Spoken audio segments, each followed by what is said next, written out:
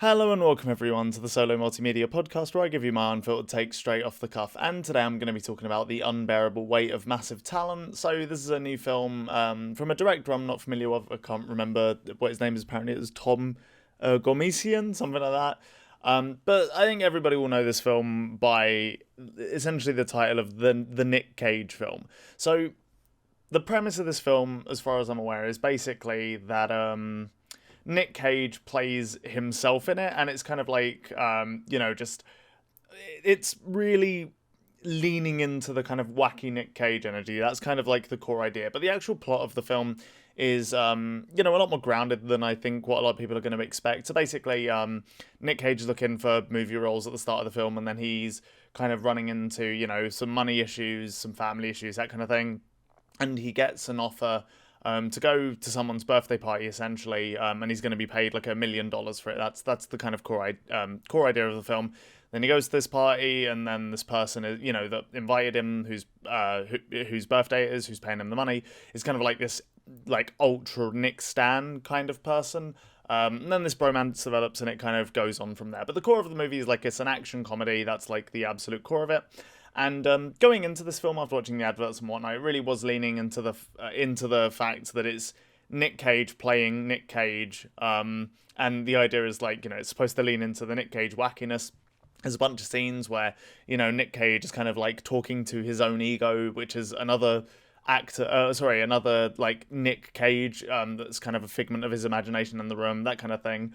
And for the most part, it like delivers on its kind of like, I don't know, sort of like wacky premise. I think a lot of people are gonna, from what I understand, this is gonna be like a crowd pleaser, I guess. But for me personally, as someone who does actually really respect Nick Cage, because regardless of what you think of him as an actor, he's certainly very unique. He brings like a level of like unhinged energy and kind of just absolute, he like really gives himself to his performances, I guess, that not many other actors can claim, I don't think. And I mean, even, he's been good and like really, really fantastic in some films as well. Like Adaption is the one I always go back to, for like a more serious Nick Cage role. But for this movie, I really just wanted like off the walls, unhinged insanity, and it really wasn't that, to be honest. I'm really sad to say this, but the whole film was stunningly boring and predictable for me for the most part. So like the first portion of the film, they're leaning into kind of like Nick Cage as a wacky person rather than him playing a wacky character, especially. So like in the film, he's very much just like a person with personal troubles and family troubles and like I said, money problems, all that kind of stuff.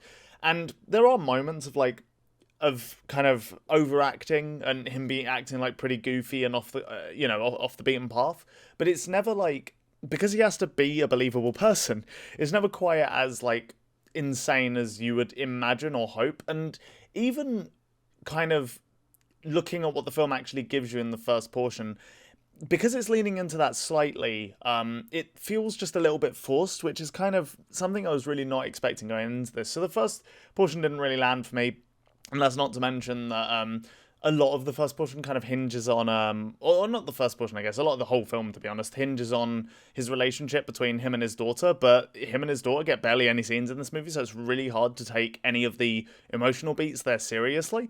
As a comedy as well, like, this is really true in the first portion for me. Absolutely nothing for me was particularly funny. At most, it was like chuckle worthy. I will say I was in a cinema of people that seemed to be enjoying it a lot more than me. So maybe this is just a me problem. I have no idea. But for whatever reason, the comedy just really didn't connect with me. But anyway, so that's kind of the first portion of the film. Nick Cage is trying to get an acting job. He can't do it. There's a bunch of like gags and kind of like introducing the family drama, and that's more or less the first third of the film.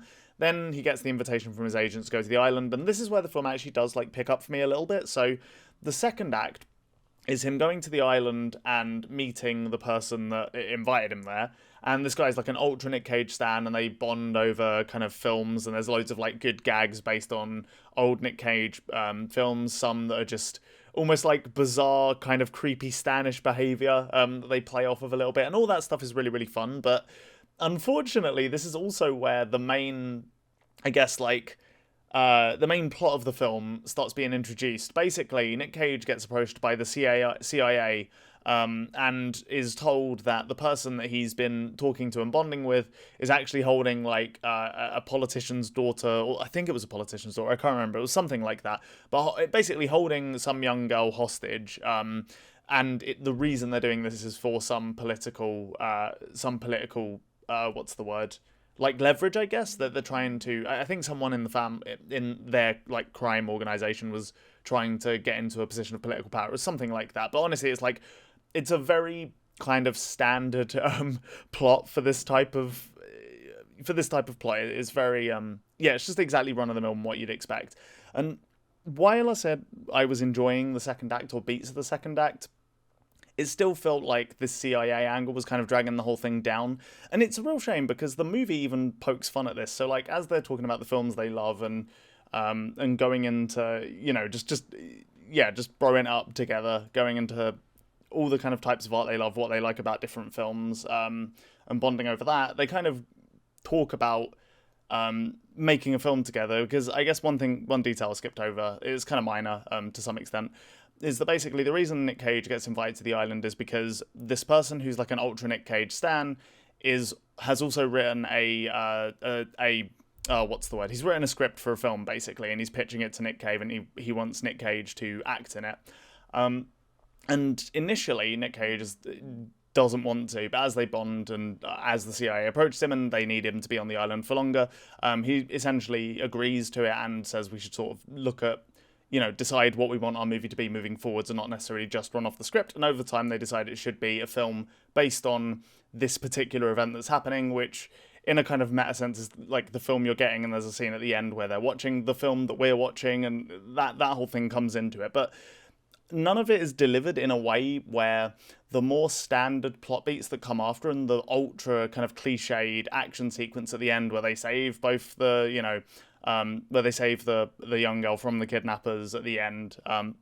All of that is played completely straight-faced. It doesn't feel like ironic in the slightest, which is unfortunate because I feel like that was an element that could have really worked about the film, but it ends up building all of these expectations in the second half and kind of pretending like it's going to subvert exactly what it goes into, but then it just, again, straight-faced goes into it, unfortunately. So, yeah, honestly, I just found this whole film really quite disappointing. It had moments, like glimmers of, kind of fun moments and things it could have done, but ultimately it just didn't deliver on Nick Cage wackiness, which I think is what a lot of people are going to want from this. There is a lot of like semi-decent and decent like reference type stuff. I don't know if I'd even go as far as to call it reference humor, because a lot of it is just like they'll say a line from a movie and it doesn't really have like a ton of context around it. Like the joke isn't particularly well told. There's a few exceptions to this, but not a ton. I think the biggest exception is I actually really did like so there's a moment in the film, I think towards the end of the second act going into the third act, where basically Nick Cage thinks the guy who's brought him to the island is still the kidnapper, but obviously later in the film we find out that it isn't, it's someone else, and he's just kind of tangentially related or under the thumb of this person.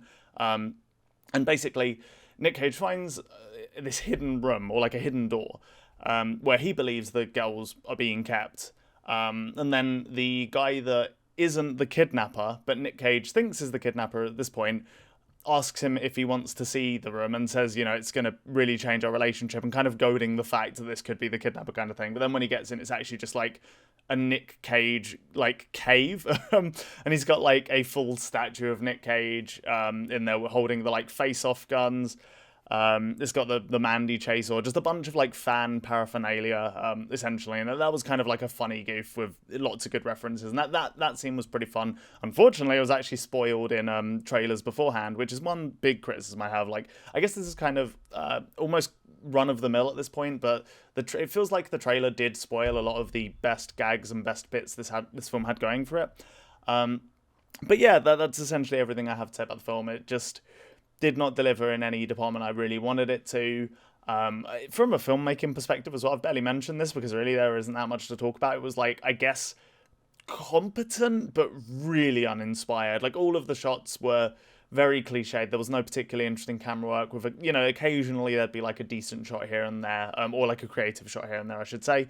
But yeah, none of it was like, none of it was truly awful or anything like that, but it really was just like a very bog standard action movie, and the way it was shot and a lot of the cinematography, like I said, was kind of reinforces that. Even the what's the word? The color correction, like the way they made it look is very standard for this type of film. So yeah, that's pretty much everything I have to say about the film. It was honestly quite disappointing to me as someone who would have been up for like a, like a fun Nick Cage focused like action film or comedy. I think that is a fun concept and it could have been really good. Um, but yeah, it just didn't deliver. It was almost like trying to be too serious to be as wacky as I feel it could have been, and the serious beats felt way too standard with way too many kind of like underdeveloped, uninteresting plot threads. I mentioned that Nick Cage talks to his own ego at various points where he's playing both him and his ego, and the ego's more unhinged. It's almost the ego, I guess you could say, is almost like what I think most people imagine of Nick Cage in his wackiest roles. So I guess you could imagine that almost representing that part of him.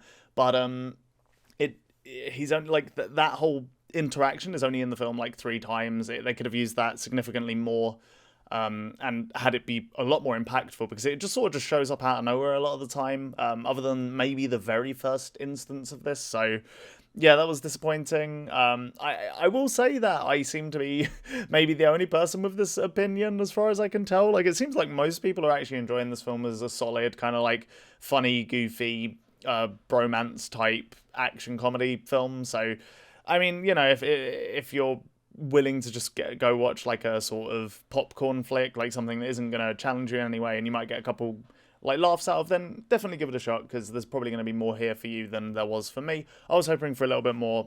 It didn't deliver, unfortunately. But yeah, that's pretty much everything I want to say about this film. Cheers for listening, and yeah, have a safe day. Peace out.